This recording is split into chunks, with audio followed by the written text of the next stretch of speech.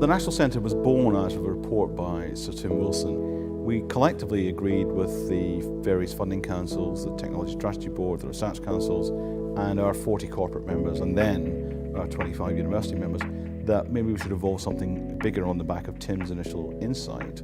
And we were looking at two clear areas of focus. One was on innovation and research and development, how to get inventiveness out of universities into innovation in companies. And then the second level was looking at graduate talent and how to improve the relationship between business and universities to develop and promote and train and get graduate talent into the right place so they can have great careers. And I think we've really spent a year trying to operationalise both those ambitions. One of the biggest issues that the whole system has is trying to figure out skills and skills demand. So we were asked by the Higher Education Funding Council for England to review science, technology, engineering and maths, as the so-called STEM subjects.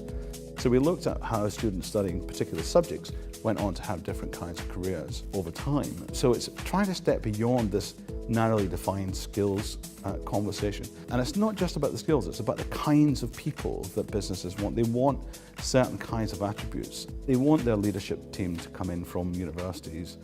They want people to be good at team playing. So I hope in the long run it will give a more sophisticated understanding of this skills challenge rather than just a set of raw numbers. We've now done 4 task forces on sector-based problems. So we did one on creative and digital, we did one on manufacturing and engineering, we did one on innovation and research and development. And food was lurking around. People were worried about sustainability, people were worried about land use, people were worried about innovation. So I talked to Justin King, then the Chief Executive of Sainsbury's, and said, would you like to lead it? And the same with the Vice Chancellor of the University of Hertfordshire. There was a whole bunch of issues around talent development, talent management, how do we translate the science of the universities into industrial success. And we've been very lucky in the sense that we've had very strong support from business and universities to bring it off. It's really important to engage with senior corporate business leaders because they are struggling with some of the biggest challenges that we have in the economy. And Sir Andrew Whitty at GSK was asked by government to look again at some aspects of innovation. And we were asked to lead the presentation of that inside the Department of Business. I was taught long, long ago that long-term success is built in comparative advantage.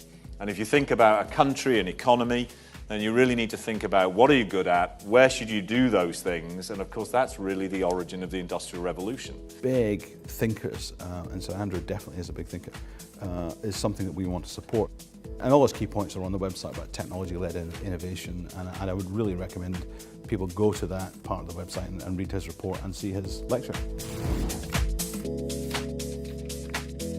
Talent 2030 has been a great success this year for us. So we were looking at what kind of person would evolve across that time period. We're also looking at how 5-year-olds would behave in 2030 and what kind of world that they would have to have gone into in order to get work. But what we did off the back of that was we launched the National Schools Engineering Prize for Girls.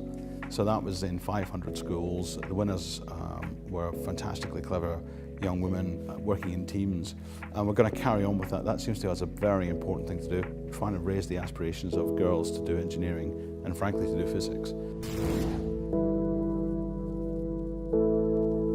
We did a report about 4 years ago called The Fuse, and the core idea was that industries are fusing, creative, digital technologies are all fusing together.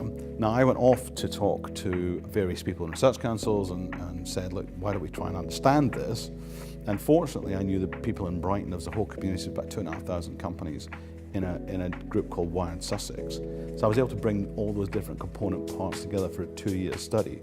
And it showed crucially that arts and humanities graduates are driving successful technology companies because they're fusing them. They're bringing creative design, humanist insight into the company. And the final conclusions are really quite important because I think it gets to this issue of just saying the only thing that matters in our economy is science, technology, engineering and maths. No, creative, digital, arts, humanities drive economic success.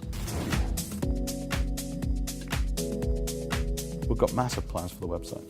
I do want it in the long run to be a place where small companies can automatically come to and say, right, I want to work with universities, how do I do it? And really I'd also like students to come to and say, how do I get work placement? We do a lot of video case studies, that we've made ourselves, but increasingly people are making for us. And I know I've had fantastic feedback from senior policymakers and politicians saying that they take it away and they use it abroad to say, look, we're very good at this in the UK.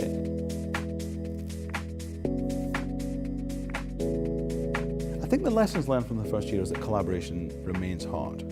You've got to be on it all the time, you've got to be committed to it, and the more you keep at it, the more it will work. We've still got to get the relationship with small and medium-sized companies right. That's the next big push. I still have the same ambitions now as I had then. I want every student who wants access to work experience to have access to work experience. I want every business that needs to innovate to have a partner inside a university. But in the end, it's all about world-class collaboration. If you collaborate, you're successful. And how you foster collaboration is the key.